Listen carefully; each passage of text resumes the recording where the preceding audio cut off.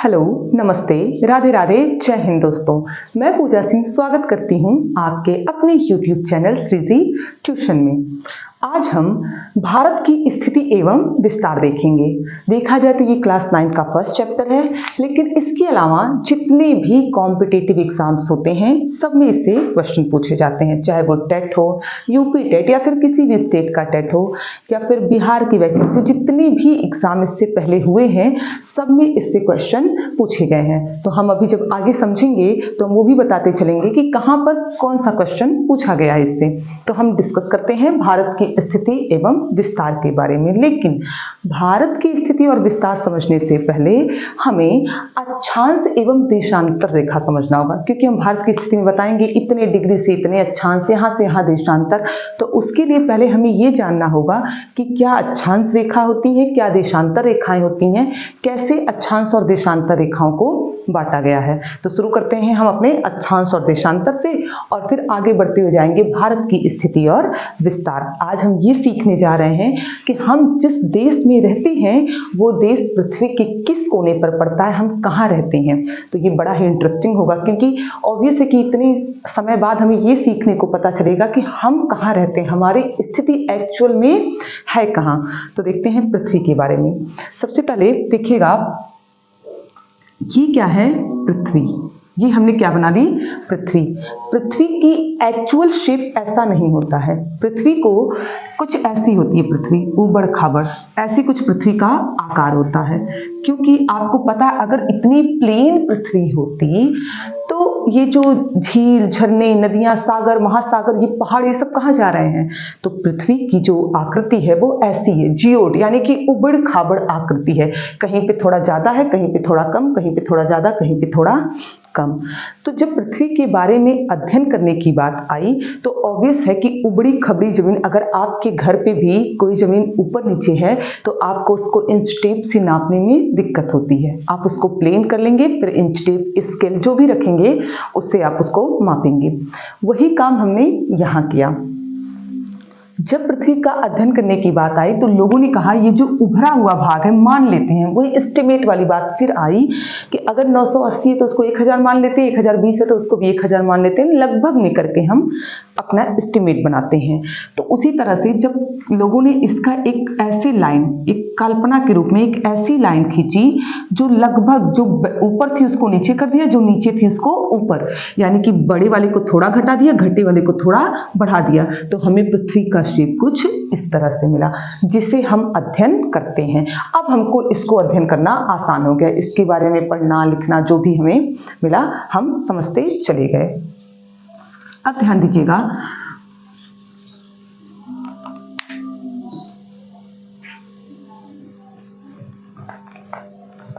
तो पृथ्वी क्या है, हम और आप बचपन से पढ़ते आ रहे, पृथ्वी एक आग का गोला है, पृथ्वी एक आग का गोला है। तो ध्यान दीजिएगा, जब पृथ्वी को ऐसे बीचों बीच बांट दिया गया, पृथ्वी के बीचों बीच जो रेखा खींची गई उसे कहा गया 0 डिग्री अक्षांश रेखा।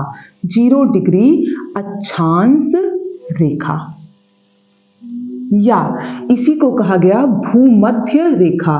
भूमध्य रेखा यानी कि पृथ्वी के मध्य से, बीचों बीच से खींची गई रेखा को भूमध्य रेखा, या इसी को एक और नाम दिया गया विषुवत रेखा। 0 डिग्री अक्षांश रेखा, भूमध्य रेखा, विषुवत रेखा, या इसी को कहते हैं इक्वेटर। 0 डिग्री अक्षांश रेखा, भूमध्य रेखा, विषुवत रेखा या इक्वेटर। ध्यान दीजिएगा, पहले इससे पहले एक और चीज देखते हैं, अक्षांश किसे कहते हैं। तो पृथ्वी के केंद्र से, पृथ्वी के केंद्र से किसी भी स्थान विशेष की कोणीय दूरी, यानी अगर हम ऐसे बना दें तो पृथ्वी के केंद्र से किसी भी स्थान विशेष की कोणीय दूरी अक्षांश कहलाती है। पृथ्वी के केंद्र से किसी भी स्थान, यहां से नापना शुरू करते हैं, मान लेते हैं यहाँ पे 10 डिग्री मिल गया तो ये 10 डिग्री अक्षांश, यहाँ गए तो 20 मिल गया तो ये 20 डिग्री अक्षांश, यहाँ 30, यहाँ 40, यहाँ 50 और यहाँ 90, तो ये बन गया 90 डिग्री अक्षांश। यानी कि पृथ्वी के केंद्र से किसी भी स्थान विशेष की कोणीय दूरी को अक्षांश कहते हैं। अक्षांश रेखा नहीं, क्या कहते हैं, अक्षांश कहते हैं। तो ध्यान दीजिएगा, ये हुआ हमारा अक्षांश, और इसके आगे हम देखते हैं फिर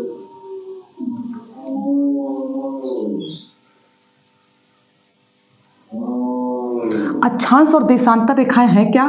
तो क्या ये पृथ्वी पर वास्तविक खींची गई हैं? नहीं, ये काल्पनिक रेखाएं हैं। पृथ्वी पर किसी भी स्थान की स्थिति को ज्ञात करने के लिए जो काल्पनिक रेखाएं खींची गई हैं उन्हें हमने क्या कहा? अक्षांश एवं देशांतर रेखाएं। अगर आपसे कभी कोई कहे कि अक्षांश एवं देशांतर रेखाएं क्या हैं, तो पृथ्वी की पर किसी भी विशेष स्थान की स्थिति ज्ञात करने के लिए खींची गई काल्पनिक, ये कल्पना रूप से हैं।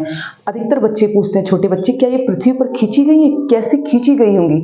तो ये पृथ्वी पर नहीं, ये केवल और केवल हम मैप पर या जिसको जब अध्ययन करते हैं केवल वहां पे खींच के हमने अपनी सुविधा के लिए इन रेखाओं का प्रयोग किया। तो अभी अभी मैंने आपको बताया कि पृथ्वी को बीचों बीच से जब किया गया, यानी क्षैतिज लाइन जब ली थी, तो इसे हमने कहा 0 डिग्री अक्षांश रेखा, भूमध्य रेखा या विषुवत रेखा। अब पृथ्वी के क्या कर दिए हम लोग? पृथ्वी के पेट से एक लाइन निकाल दी, यानी कि पृथ्वी 2 हिस्से में बट गई। तो देखिए अभी अभी हम कह रहे थे ये गोला है, पृथ्वी एक गोला है, और आपको पता है कि गोले के आधे भाग को कहते हैं गोलार्ध। तो ये वाला भाग जो ऊपर पड़ा उसका नाम दिया गया उत्तरी गोलार्ध। उत्तर में पड़ा तो इसको कहा हमने उत्तरी गोलार्ध। जो नीचे पड़ा उसको कहा हमने दक्षिणी गोलार्ध। 2 गोलार्धों में बट गई पृथ्वी, उत्तरी गोलार्ध और दक्षिणी गोलार्ध। फिर ध्यान दीजिएगा, ये तो हमने क्षैतिज लाइन खींची, लेकिन जब पृथ्वी को हमने लंबवत रूप से बांटा, लंबवत लाइन में बांटा, तो हमें क्या मिला? ये लाइन जो हमने पृथ्वी के बीचों बीच से खींची, इसको कहा हमने 0 डिग्री देशांतर रेखा। 0 डिग्री देशांतर रेखा, या इसी को कहते हैं प्रधान मध्याह्न रेखा। प्रधान मध्याह्न रेखा। 0 डिग्री देशांतर रेखा और ये है 0 डिग्री अक्षांश, यानी कि जो पड़ी हुई लाइन है, जो लेटी हुई लाइन है, लेटीट्यूड वाली, उसको हमने अक्षांश रेखा कहा। जो खड़ी वाली लाइन है उसको हमने कहा 0 डिग्री देशांतर रेखा। फिर ध्यान दीजिएगा आप लोग कि अब इधर जो पश्चिम में पड़ा, जो हिस्सा पृथ्वी के पश्चिम में, इसको नाम दिया हमने पश्चिमी गोलार्ध। 2 हिस्सों में बढ़ गई है, तो ये बना पश्चिमी गोलार्ध। और जो पूर्व में बना वो बना पूर्वी गोलार्ध। पूर्वी गोलार्ध। अगर इन दोनों चित्रों को हम एक साथ मिला, पहले तो आप इसको एक बार स्क्रीनशॉट लीजिए, फिर हम इसको एक साथ मिला के बताते हैं कि ये कैसे है। देखिए, अगर इन दोनों चित्रों को हम एक साथ करें तो कुछ इस तरह की आकृति हमें मिलेगी कि ये रही हमारी पृथ्वी। आप लोग को पहले से पता है कि कलाकारी में हम थोड़ा सा ज़्यादा अच्छे हैं। तो ये रही हमारी पृथ्वी, और जो पृथ्वी की जो पड़ी हुई लाइन है, यानी लेटीट्यूड जो लाइन है, इसको हमने कहा 0 डिग्री अक्षांश रेखा कहा था। 0 डिग्री अक्षांश रेखा, पड़ी है तो अक्षांश और खड़ी है तो देशांतर, इसको हमने कहा था 0 डिग्री देशांतर रेखा। 0 डिग्री देशांतर रेखा।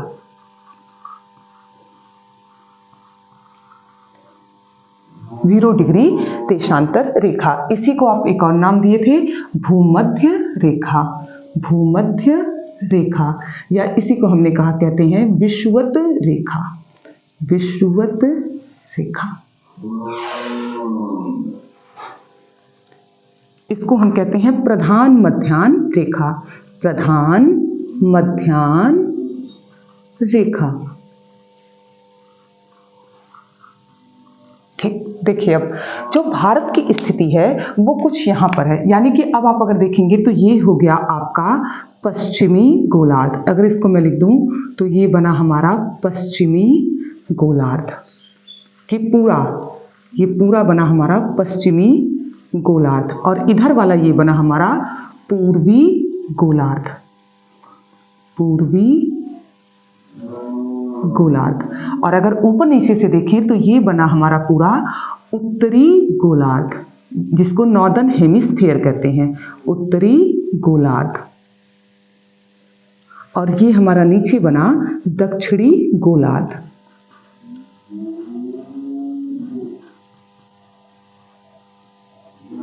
दक्षिणी गोलार्ध। पश्चिमी, पूर्वी, उत्तरी और दक्षिणी गोलार्ध। भारत की स्थिति कुछ यहां पर है।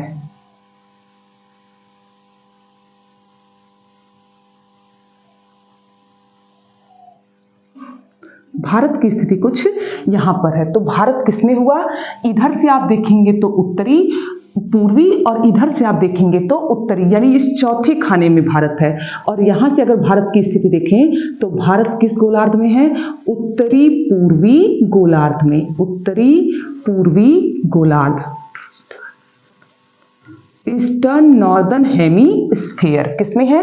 उत्तरी पूर्वी गोलार्ध में या पूर्वी उत्तरी गोलार्ध में। याद रखिएगा जो 2021 का यूपी टेट का एग्जाम हुआ था उसमें ये क्वेश्चन पूछा गया था कि भारत किस गोलार्ध में स्थित है। मैं ये तो नहीं कहती कि सबका गलत हुआ होगा, पर शायद बहुत लोगों का गलत हुआ होगा, बहुत लोगों का सही हुआ होगा। इधर से आप देखेंगे तो उत्तर में है, इधर से आप देखेंगे तो पूरब में है। और दोनों का अगर मिला के निकाले तो हमने क्या निकाला कि भारत उत्तरी पूर्वी गोलार्ध में। वन लाइनर क्वेश्चन में अधिकतर पूछा जाता है कि भारत किस गोलार्ध में स्थित है, तो भारत उत्तरी पूर्वी गोलार्ध में स्थित है। ठीक, अब इसके बाद हम आते हैं फिर से अपने अक्षांश और देशांतर पर। आप प्लीज एक बार इसका स्क्रीनशॉट ले लीजिए, फिर हम आगे अक्षांश और देशांतर रेखाओं को बनाते हैं।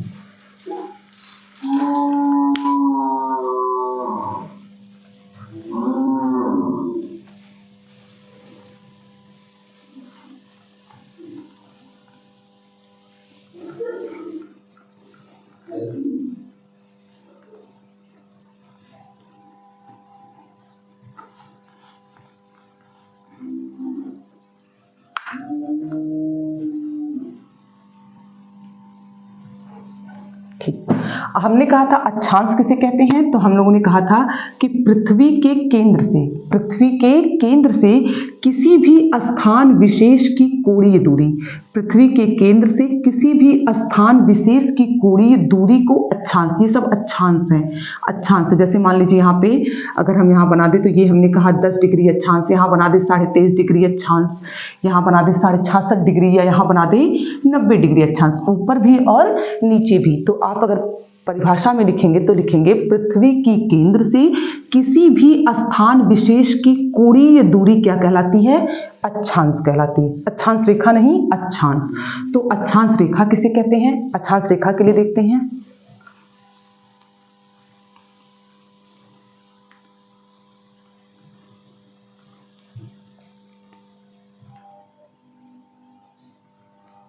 देखिए ये रहा हमारा अक्षांश, यानी कि हमने कहा अगर हमने पृथ्वी के केंद्र से खींचना शुरू किया होगा तो ये जो मिलाएं हम इधर भी 0 डिग्री को और इधर भी, दोनों तरफ 0 डिग्री अक्षांश को मिलाएं तो ये बन गई 0 डिग्री अक्षांश रेखा। क्या बन गई हमारी? 0 डिग्री अक्षांश रेखा। अब ध्यान दीजिएगा, इसकी परिभाषा में लिखते हैं कि दो अक्षांशों को मिलाने वाली रेखा को अक्षांश रेखा कहते हैं। हमें तो ये ऐसे दिखती हैं, लेकिन आपको पता है कि ये गोल है, कोई भी गोल आकृति है, यहां से लेके हम खींचना शुरू करते हैं यहां तक, 1 2 3 4 5 ऐसे लगातार हम खींचते चले जाते हैं। तो ये रही 0 डिग्री अक्षांश रेखा, इसके ऊपर 90 लाइन खींची गई और इसके नीचे 90 लाइन खींची गई, यानी कि 0 डिग्री, फिर एक और बनाई गई हमारी, फिर दूसरी, फिर तीसरी, ऐसे यहाँ पे अक्षांश लगाया गया और इनको मिलाते चले गए तो इनको हमने क्या कहा? ये क्या बनती चली गई हमारी? अक्षांश रेखाएं। अक्षांश 90 ऊपर और उसी तरह से 90 लाइनें नीचे खींची गई।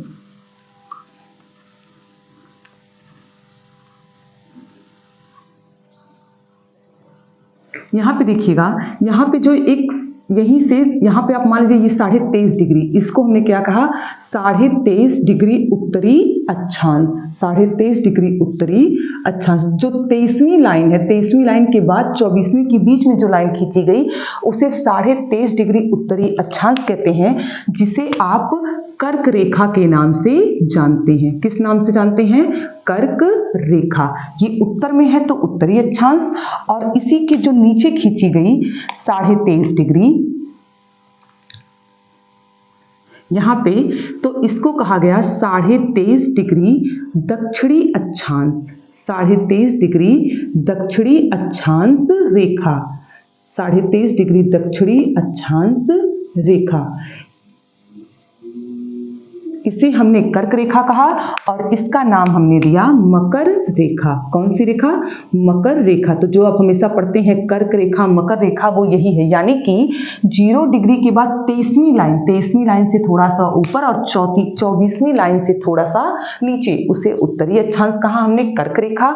और यहाँ से जो 23.5 डिग्री का कोण बनाती होगी उसी अक्षांश को मिलाया हमने, तो इसे हमने कहा 23.5 डिग्री दक्षिणी अक्षांश रेखा, यानी कि मकर रेखा। ठीक है, यहां तक आपका कंफर्म हुआ। ये हुई कर्क रेखा, ये हुई मकर रेखा। अब एक प्रश्न जो हमेशा पूछा जाता है कि पृथ्वी पर कुल कितनी अक्षांश रेखाएं हैं। अभी जो बीपीएससी यानी बिहार का जो बीपीएससी टीआरई 2.0 हुआ था, उसमें ये क्वेश्चन पूछा गया था, पृथ्वी पर कुल कितनी अक्षांश रेखाएं हैं। तो आप देखिएगा, कुल अक्षांश रेखाएं, कुल अक्षांश रेखाएं की संख्या या कुल अक्षांश रेखाएं, तो कुल कितनी अक्षांश रेखाएं आप बताइए? कितनी है अक्षांश रेखाएं? देखिए 90 ऊपर 90 नीचे, कितनी? 90 रेखाएं ऊपर और प्लस 90 नीचे, कितनी हुई? 180। तो पृथ्वी पर कितनी अक्षांश रेखाएं हुई? 180। आप सबने किया होगा 90 90 180, जो कि गलत है। पृथ्वी पर 180 अक्षांश रेखाएं नहीं है, क्योंकि देखिए ये 90 और ये 90 तो आप गिन लिए, बीच में एक 0 डिग्री भी तो मिली थी। तो अब आप क्या कहेंगे? 90 प्लस 90 और प्लस एक 0 डिग्री, 1 बराबर कितना हुआ आपका? 181, 181।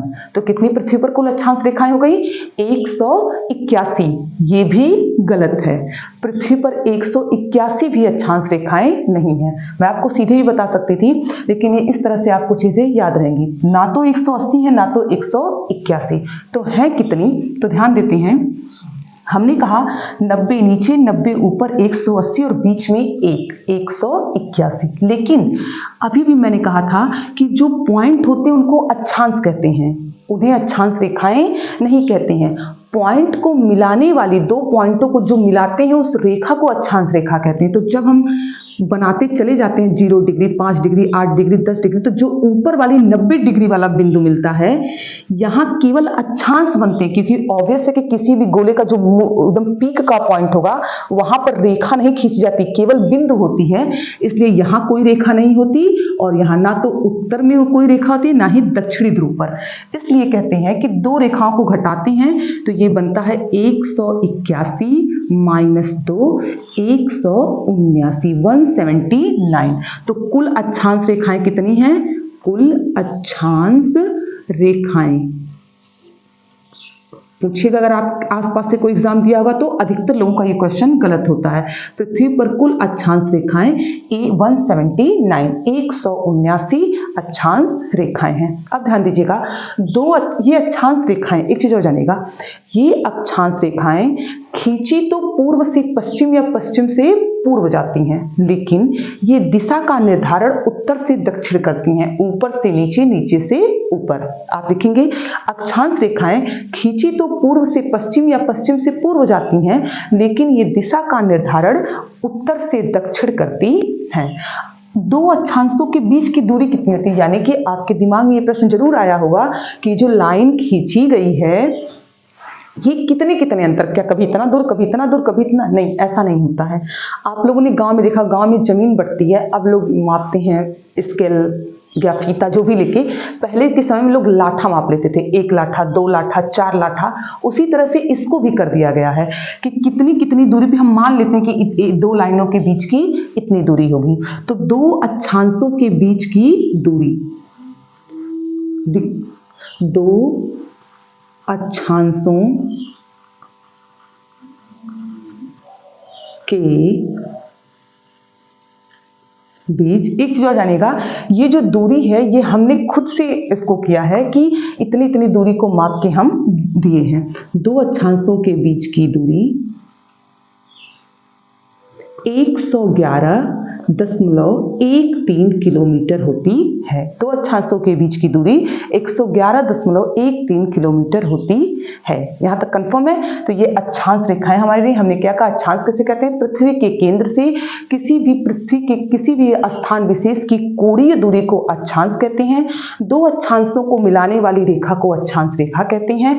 पृथ्वी को जो बीचों बीच से जो क्षैतिज रेखा काटती है, जो लेटीट्यूड वाली होती है, जो पट्ट वाली होती है, उसे हमने 0 डिग्री अक्षांश रेखा कहा।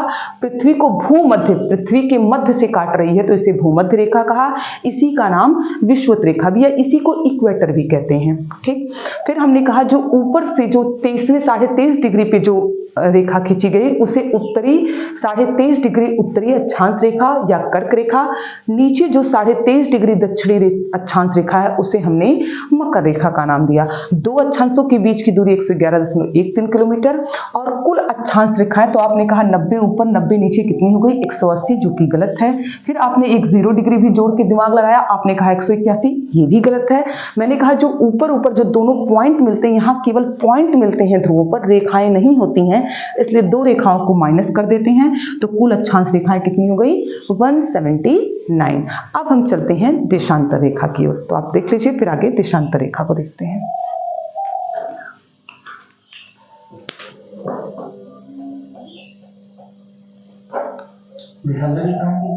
छोड़ दे, नहीं पढ़ा तो देशांतर खत्म कर लें।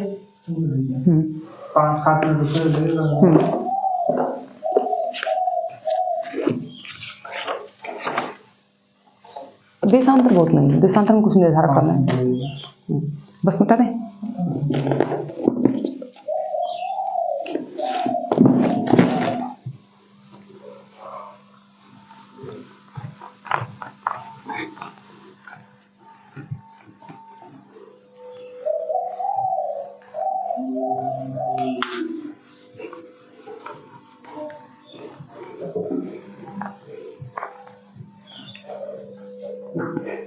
अब हम देखते हैं देशांतर रेखाओं को। तो देशांतर रेखाएं क्या है हमारी, देखिए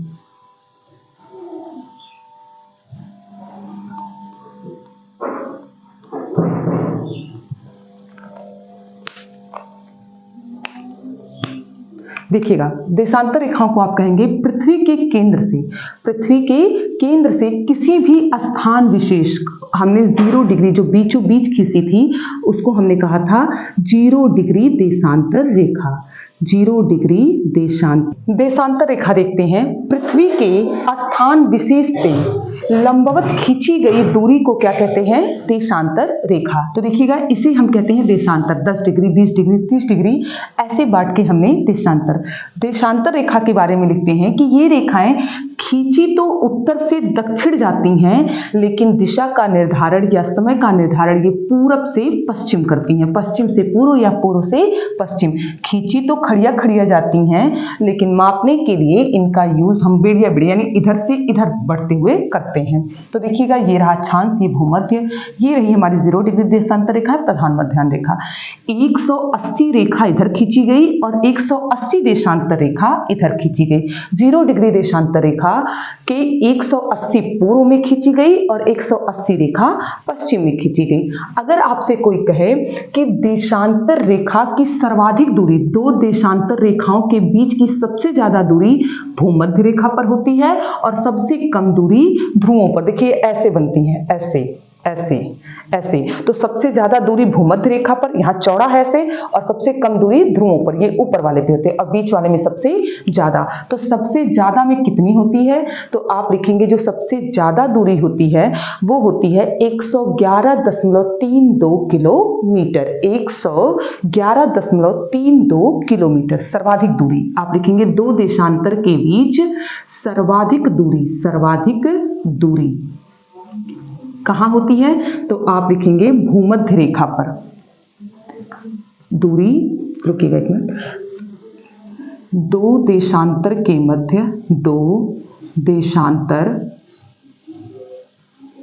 रेखा के मध्य सर्वाधिक दूरी भूमध्य रेखा पर होती है। सर्वाधिक दूरी भूमध्य रेखा, यहां से इधर लिखेगा, भूमध्य रेखा पर होती है जो कि 111.32 किलोमीटर होती है। और सबसे कम कहाँ होती है? सबसे कम आप लिखेंगे और सबसे कम ध्रुवों पर होती है, और सबसे कम दूरी ध्रुवों पर होती है। सबसे कम दूरी ध्रुवों, थोड़ा जल्दी लिखिए, समय हमारे पास हर बात करने के लिए समय बिल्कुल नहीं है, क्योंकि हमें आगे बढ़ना है। सबसे कम दूरी ध्रुवों पर होती है। ठीक, अब ध्यान दीजिएगा, हमने आपसे कहा 180 हम पूरब में खींचे और 180 रेखा हमने पश्चिम में खींची, तो कुल कितनी देशांतर रेखाएं हैं? आप लिखेंगे कुल देशांतर रेखाएं। कुल देशांतर रेखाएं, कुल देशांतर रेखाएं कितनी होंगी? कुल देशांतर रेखाएं तो बताइएगा आप। कुल देशांतर रेखाएं, देखिए कुल देशांतर रेखाओं के लिए आप कहेंगे 180 पूरब में और 180 पश्चिम में। 180 पूरब में, 180 पश्चिम में, कुल कितनी हुई? 360, जो कि गलत है। 360 देशांतर रेखाएं अभी ऐसे नहीं होंगी, देखिएगा। फिर आप कहेंगे 180 पूरब में प्लस 0 डिग्री और प्लस 180 पश्चिम में कितनी है? 361, जो कि ये भी गलत है, क्योंकि पृथ्वी पर कुल देशांतर रेखाएं तो 360 ही होती हैं। कितनी होती हैं? 360, लेकिन ये ऐसे नहीं होती हैं। 360 होंगी, लेकिन 180 जोड़ के नहीं। ध्यान दीजिएगा कैसे। हमने कहा 180 रेखा इधर और 180 रेखा इधर और बीच में 0 डिग्री, तो आपने कहा कि 361 हो गया। नहीं, ये 360 होती हैं। ऐसे देखिएगा, आपने कहा, हमने कहा पृथ्वी गोल है। गोल है का मतलब यहां से पढ़ना हम शुरू करते हैं। ये रही हमारे 0 डिग्री, 0, 180 इधर गए और 180 इधर गए, तो जो यहां से 180 वाली लाइन है और जो यहां से 180वीं लाइन है, दोनों एक दूसरे पर जाकर पड़ती हैं, इसलिए इनको 2 बार न काउंट करके केवल 1 बार गिना जाता है। इधर से जो 180वीं लाइन है वही इधर से भी 180वीं लाइन होगी, तो ये यानी कि एक तरफ से हम 179 लाइन ही गिनेंगे और एक तरफ से 180 लाइन गिनेंगे और बीच में 0 डिग्री को गिनेंगे, तब होती है हमारी टोटल 360 रेखाएं। तो आप यहां से ध्यान देंगे कि 180 को एक ही बार गिनते हैं, 180 बीच में कॉमन होती है। आप लिखेंगे 180 प्लस 180 प्लस 0 डिग्री वाली एक रेखा और प्लस इसी को हम बता देते हैं, आप लिखेंगे -1। -1 किसको घटा रहे हैं? वही जो 180 को 2 बार गिन रहे हैं। तो कुल देशांतर रेखाएं कितनी है? 360। हम इसको 1 मिनट में फिर से रिवीजन करते हैं। ये क्या है? पृथ्वी के केंद्र से किसी भी स्थान विशेष के लंबवत खींची गई दूरी को देशांतर रेखा कहते हैं। ये 0 डिग्री देशांतर को प्रधान मध्याह्न रेखा कहते हैं। इधर के गोलार्ध को हमने पूर्वी गोलार्ध, इधर के गोलार्ध को पश्चिमी गोलार्ध। देशांतर रेखा की सबसे ज्यादा दूरी भूमध्य रेखा पर वो कितनी होती है? 111.32। सबसे कम दूरी ध्रुवों पर होती है। कुल देशांतर रेखाएं कितनी होती है? तो हमने कहा 360, लेकिन 360 कैसे होती हैं? 180 पूरब वाली, 180 पश्चिम वाली और एक 0 डिग्री, लेकिन एक माइनस करते हैं क्योंकि दोनों तरफ से 180 वाली रेखा को 2 बार गिनते हैं, जो कि एक ही बार। जैसे इधर से आप दूसरे स्थान पर बैठे हैं, उधर से आप तीसरे स्थान पर बैठे हैं, तो 2 और 3 को जोड़ते नहीं है, बल्कि एक व्यक्ति का बीच में लोप करते, क्योंकि हमको भी इधर से ही आप गिन रहे हैं और हम ही को आप इधर से भी गिन रहे हैं, तो दोनों तरफ से हम 2 बार न गिन करके एक ही बार गिने जाएंगे। उसी तरह से 180 वाली लाइन एक ही बार गिनी जाएगी। तो आपको अक्षांश रेखा और देशांतर रेखा अगर समझ में आ गया हो, तो हम आगे जो डिस्कस करेंगे वो भारत की स्थिति एवं विस्तार। अब हम 1 मिनट में अक्षांश और देशांतर रेखा को रिवीजन करते हैं।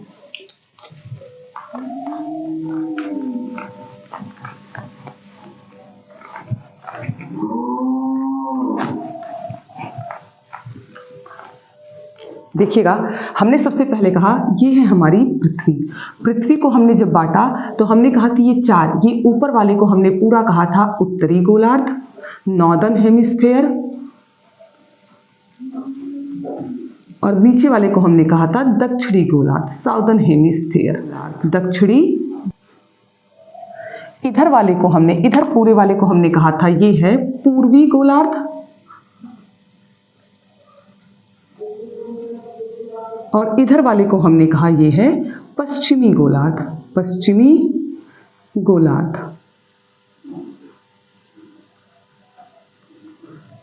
ठीक, अब ये वाला जो हो गया ये हमारा हुआ उत्तरी और पूर्वी, इसको हमने कहा ये है उत्तरी पूर्वी गोलार्ध, उत्तरी पूर्वी गोलार्ध।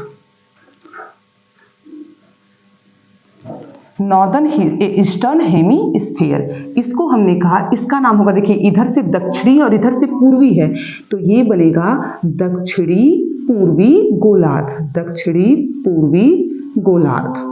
अब जो देश यहाँ होंगे उनकी स्थिति को हम बताएंगे कि वो दक्षिणी पूर्वी गोलार्ध में है। इधर हम कहें तो ये वाला हमारा पश्चिमी और ये दक्षिणी है तो ये बना हमारा दक्षिणी पश्चिमी गोलार्ध, दक्षिणी पश्चिमी गोलार्ध। और ये वाला हमारा बना उत्तरी पश्चिमी गोलार्ध, उत्तरी पश्चिमी गोलार्ध। ये हम इन छोटे छोटे हिस्सों के जो चौथा हिस्सा है उसकी बात कर रहे हैं। फिर हमने क्या कहा, हमने पृथ्वी बनाया और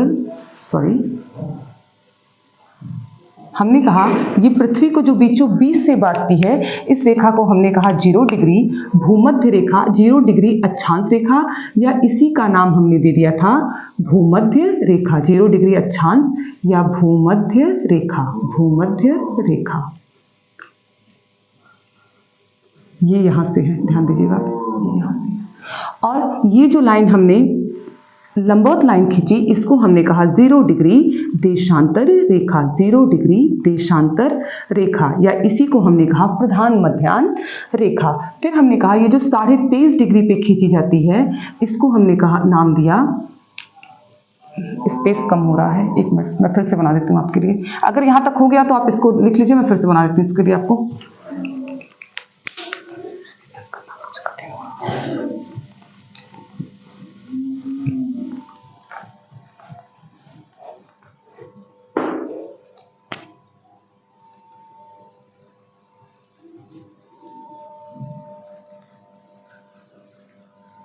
जीरो डिग्री अक्षांश रेखा, ये है हमारी 0 डिग्री देशांतर रेखा, 0 डिग्री देशांतर रेखा। यहां वाले को हमने कहा जो 23.5 डिग्री पे थी इसको हमने कहा 23.5 डिग्री उत्तरी अक्षांश या कर्क रेखा, 23.5 डिग्री उत्तरी अक्षांश रेखा, या इसी को नाम दिया हमने कर्क रेखा, कर्क रेखा। नीचे जो लाइन हमने खींची 23.5 डिग्री पे उसको नाम हमने दिया 23.5 डिग्री दक्षिणी अक्षांश रेखा, दक्षिणी अक्षांश रेखा, या इसी को नाम दिया हमने मकर रेखा, मकर रेखा। और हमने कहा ये जो पड़ी हुई लाइनें हैं, जो ऐसे लेटी हुई लाइनें खींचे हैं, लेटीट्यूड वाली को हमने कहा ये अक्षांश रेखाएं हैं, और जो खड़ी लाइनें होंगी, जो लंबी लंबवत लाइनें खींची गई, उनको हमने कहा कि वे देशांतर रेखाएं हैं। ये हमारी अक्षांश रेखाएं हैं, और जो लाइनों को हमने ऐसे किया, लंबवत खींचा, उसे हमने कहा कि ये देशांतर रेखाएं हैं। कैसी रेखाएं हमारी ये? देशांतर रेखाएं।